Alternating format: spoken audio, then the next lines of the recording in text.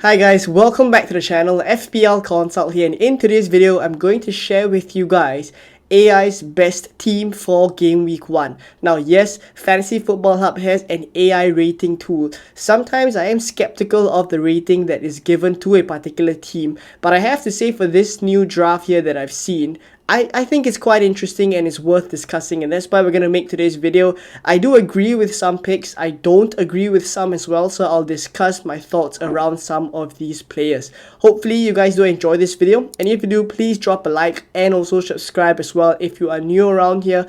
Also, Fantasy Football Hub recently launched a new feature on the app where you can now upload a screenshot of your team into the app and your 15 players would be loaded on there already. You don't have to pick out your players one by one, and they'll of course also give you an AI rating as well. So if that interests you, that will be at the end of the video. Now let's take a look at this draft that we have here. So the team value is 100 million. There's nothing left in the bank for this AI draft, and the formation that they've gone with is a 3-4-3. So one look at these players, and I think these are not super popular players, so let's discuss some of them. They've gone for Pickford in goal here. So Pickford has Brighton in the first game. Now I think the concern here for me is whether it's worth it to go for a 5 million keeper like Pickford or not. I mean, yes, Everton's defense is pretty good. They actually kept 13 clean sheets, only second to Arsenal last season, who kept 18 clean sheets. So the Everton defense is pretty decent, I have to say. And the thing is it worth that extra 0.5 million instead of going for someone like a Henderson from Crystal Palace, or even Matt Sells or Carlos Miguel, whoever is the starting keeper for Nottingham Forest? Is it worth to spend that extra 0.5 million on Pickford? Because when I look at the bench for this team, there's Barco, Wings and Wout Faes as well. All of them are the cheapest players that you can go for. Yes, by all means they do start. Those are starting players, so that is a playable bench. But is it more worth it to take that 0.5 million from the keeper and upgrade someone like Wings to a Rodgers, or even upgrade Wout Faes to someone like Konza at 4.5? Right, so I think for the time being I'm leaning towards a 4.5 keeper, and then upgrading the bench to someone that's a little bit more playable, right? More playable than someone like Faes or even Wings, right? So that's kind of my thinking currently. But what the AI has done is they think that it's worth it to go for Jordan Pickford. I mean, I do agree that the Everton defense, looking at the fixture that they have as well, is pretty decent. I do expect him to pick up a couple of clean sheets.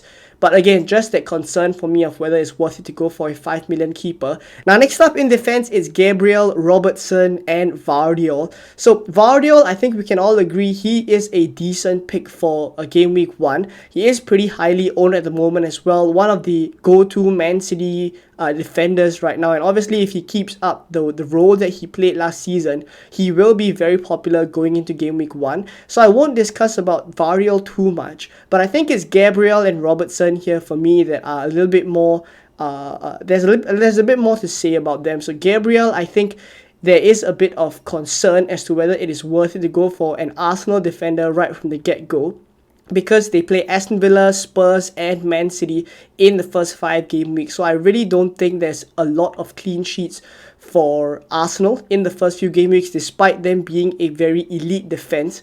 And yes, keeping 18 clean sheets also kind of testifies to that. But I do think like there is a chance for us to kind of take a bet against the Arsenal defense given the fixtures that they have, and go for someone else. Even at that 6 mil price bracket, we can even downgrade to Munoz 5 million, or even just fade the Arsenal defense as well. But what the AI feels is that a good defense is a good defense. They do have Gabriel's predicted points quite high as well over the first few game weeks, simply because I think they do rate the Arsenal defense quite highly. I think it's worth a gamble to go against it. I think with Gabriel versus Saliba, there is something in my mind that says that Gabriel is not as nailed as Saliba. I mean, I'm not scaremongering or anything, but I do think like Saliba is more nailed than Gabriel. And with all the other signings that are coming in this season, like Calafiori and also Timber coming back from injury, there's a lot of depth in the Arsenal defense. It's not necessary that Arteta has to field the same back four every single game week. And we will remember that Gabriel did not start game week 1 last season as well. So that's kind of playing in my mind a little bit when I see Gabriel in a draft. But I do think like he has the best attacking threat out of all the defenders in the Arsenal backline. So that's why I think slightly better than Ben White as well, because Ben White has more assist threat than goal threat. So I think realistically Gabriel is the one that I would go for, but it's just a fear of the minutes as well as the fixtures that makes me think maybe we can fade it. But AI has gone for him. Now for Robertson, the thinking behind this is Liverpool's fixtures are really good. I mean, they're top of the fixture ticker. Ipswich in game week 1. From there on after as well is a really good run of fixtures. So I do think like it makes sense to go for a Liverpool defender. Obviously for the time being, AI has maxed out all of the other spots here, and that's why there's not enough budget to go for Trent. But honestly, Robertson's numbers, when I look at the numbers last season, have not really deviated too far from Trent's as well. I think it's about a 0.0203 difference when it comes to XG as well as XA stats as well. So Robertson is not too far off. For me, the main concern with him is the minutes. I don't think that he's going to get as secure minutes as he did last season. There are variations that Arne Slot could play. If it's a back three, we'll also see that goal threat kind of or that goal involvement threat kind of dwindle down as well. So I would say ideally I'd go for Trent, but for this draft they can't really reach it, so that's why they've gone for Robertson, also with a decent amount of attacking threat provided he continues to play the same role that he does this season, and they have him quite high on the predicted points as well. So I guess I can understand the Robertson pick, but ideally I would try to go for someone with slightly safer minutes, because I do think like it could be a case where the start of the season could see Robertson kind of rotated a little bit. I don't think his minutes is as guaranteed anymore. So there we go with the thinking behind this draft, but I also do understand why AI would pick these players. Let me know what you think of the goalkeeper picks as well as the defensive picks. Just to touch on the bench before we move on to the midfield, it is a minimum amount that you can spend there, because it's Fabianski at 4 million, Barco at 4 million, Winks at 4.5, and Wout-Faes at 4 million. So again, I stress, this is a playable bench, yes, but it's a very weak bench. But AI has kind of maxed out all the value into the starting 11 here. So I think when you look at the midfield, you will kind of understand why. But I think it is a unique draft that I think a lot of people haven't considered, and that's why let's take a look at the midfield right now. So looking at the midfield, I think you guys can kind of understand why I felt this draft was worth considering. This is a big in midfield draft. They've gone for pretty much all the premiums there.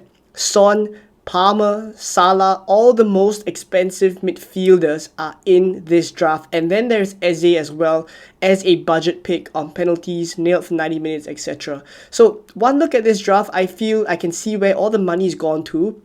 Stuck in the midfield here with Palmer, Son and Salah. For Salah, I think there's good justification to go with him. Liverpool's fixtures, again, really good. He is a good captaincy shout for majority of the game weeks, especially in game week 1 here, when Haaland has Chelsea and Salah has Ipswich. So it makes sense, the Salah pick. For the Palmer and Son pick, I think when I look at these two players, for Palmer first, I do wonder whether he is worth that 10.5 million price tag. I mean, yes, he scored a lot of points last season, especially in terms of the Chelsea midfielders as well. He scored the most. But for this season, do I think he will keep up those numbers? I mean, yes, I think he could still be the highest scoring Chelsea midfielder, but is it worth that extra 4 million instead of Nkunku at 6.5 million? Is he going to get as many penalties that Chelsea got last season? I'm not so sure about whether we can keep up those numbers. And yeah, I mean, there is good reason to go for Palmer. No matter what, he is still a good player. And without penalties, his non-penalty expected goal involvement is still very high. One of the highest last season still in terms of midfielders. So I do like Palmer as a pick. It's just a question of whether I feel it's worth at 10.5 million. AI thinks that it is worth it, and therefore they've included him in this draft. They found a way to fit him in, and I think the good thing about having players like Palmer and Son in this draft is that it is very easy to switch around. Let's say Foden pops off, you can easily go from Palmer to Foden. Let's say Saka pops off, you can also go from someone like a Son or Palmer to Saka. So it provides very easy switching between all the premium midfielders. So I do like it, and of course you get to keep Salah as well. You don't have to sacrifice him to get to maybe someone like Saka or Foden, as we mentioned just now. So I do think there's good reason for going for these picks and having a midfield that looks as such, where all the premium midfielders are here. And then for Son, I think he is someone that is going under the radar slightly. He has pretty decent fixtures as well. Even in game week 1, he has Leicester away. He is once again the elite finisher that we know he is, and he is on penalties as well for Tottenham. So I do think like when we kind of consider Tottenham players or Son at this price bracket of 10 million, I think a lot of people faded away from him because maybe maybe the fixtures for Tottenham are not as good as other fixtures, someone like Salah, etc. And we want to go for other players up front like maybe Isak, Watkins, etc. And you can't really fit a Son in your draft. What this draft for AI has done is basically fit all of these premium midfielders in and gone with only one budget pick there in Eze. So when I look at this draft again, the players that I think the midfield is missing is someone like Gordon, but that is already covered, a bit of a spoiler, but that's covered by Isak up front. Then I look at the other players that maybe it's missing. It could be missing an Arsenal midfielder here, but Saka is someone that, again, when I look at the Arsenal fixtures, could you gamble against him and then bring in the Arsenal players in game week 6 onwards when they have Leicester and Southampton?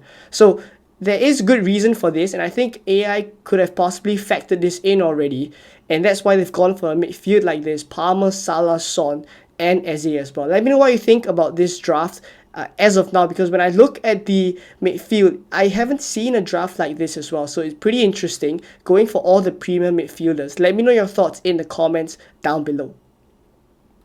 So up front, there's Isak, Muniz, and Chris Wood. So obviously, something has to give when we're going for such a stacked midfield there. So up front is where I think this draft has compromised a little bit with two cheap forwards in Muniz and Chris Wood. There's no Haaland in this draft, so this is a no Haaland draft. There's also no Watkins as well, so it's a very thin forward line. But I think there's a good reason, I think, to go for two cheap forwards here. Obviously, not having enough money is one of them, but I do think like Muniz and Chris Wood could be very good differentials to start the season, because Muniz, yes, he has Manchester United away in game week 1, but from thereafter, from game week 2 onwards, the Fulham fixtures for the next at least 10 game weeks look pretty decent. So if you're going for kind of a long-term strategy, Muniz is someone that could be a decent consideration there, and you know he is a prolific scorer. You look at the way that he put off the quality finishes that he did towards the end of the season.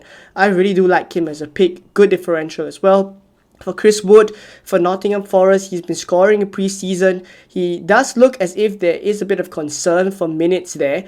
I did mention in the differentials video yesterday that I do think it is possible Chris Wood could be rotated slightly with Taiwo Awoniyi. So there's a bit of a concern there. But overall, I do think like Chris Wood is someone that will kick off the season quite well, because Nottingham Forest fixtures are really, really good. And obviously, if there are situations where you want to bench Chris Wood, there is once in a while Barco on the bench with Ipswich in game week 4 as well. You could rotate some of these players. Say for example, you don't really want Chris Wood, you could downgrade him to, for example, Armstrong at 5.5 or João Pedro at 5.5. Take the extra 0.5 million and upgrade someone on the bench like Face to Konza or Wings to Rogers, and then rotate Chris Wood and Muniz, of course, with that player that you brought in with the extra 0.5 million. I think there are variations to this draft that we can tweak, but overall, when I look at this as a draft, I think it is a very unique one that not a lot of people are going for, yet it is rated 99% by AI, so AI does really like it, and this 99% rating is for the first 5 to 6 game weeks as well. So decent consideration. Let me know what you think of this draft in the comments down below, and let's now take a look at the AI rating for this draft. So taking a look at Fantasy Football Hub's My Team Tool, if you do want to check it out, the link is in the description. I've loaded this team in by uploading the screenshot, and obviously it has a team rating of 99%. As I've mentioned, the predicted points is really high for Game Week 1, 69.1, and the Game Week specific rating is also 96%. So it's a really strong draft overall. I think looking at it again, the only considerations I have here, aside from it having no Haaland, is maybe a bit of rigidity in going for someone like Watkins later on. If let's say Watkins pops off, because you've gone for two cheap forwards here, so you would likely need to downgrade one of the midfielders, either Son or Palmer, to reach someone like Watkins up front, right? Say for example you want Watkins. So I think in the forward position, slightly less, flexibility to move around. But aside from that, I think the defense, you could, at 6 million, move around quite easily. In the midfield as well, there is good flexibility of options, whether it's Foden, Saka, whoever else that you want to go for. Even Bruno Fernandes at 8.5 million is reachable as well. So aside from that, I think this is a pretty strong draft. Let's take a look at the future game weeks and the ratings that we have here. So it's 71 predicted points for game week 2. As I've mentioned in the previous videos as well, I do like to try and hit somewhere between 65 to 70 predicted points every single game week. So this is the first time I've actually seen a game week 2, a draft that goes into game week 2 with 71 predicted points. So it's very, very high. And I do like it because when I look at the fixtures for all the players here, it is pretty good. I mean, it's Tottenham in goal for Pickford. Could be difficult to get a clean sheet there. But elsewhere, it's Ipswich for Vardiol, Brentford for Robertson, and Gabriel has Aston Villa away. Not the easiest fixture, but could Arsenal come away with a clean sheet? I don't think it's too difficult. It's completely possible if Arteta kind of locks up the back line there. And in midfield, it's Salah against Brentford. Son has Everton at home. Palmer has Wolves. Eze has West Ham. Up front, it's Isak against Bournemouth.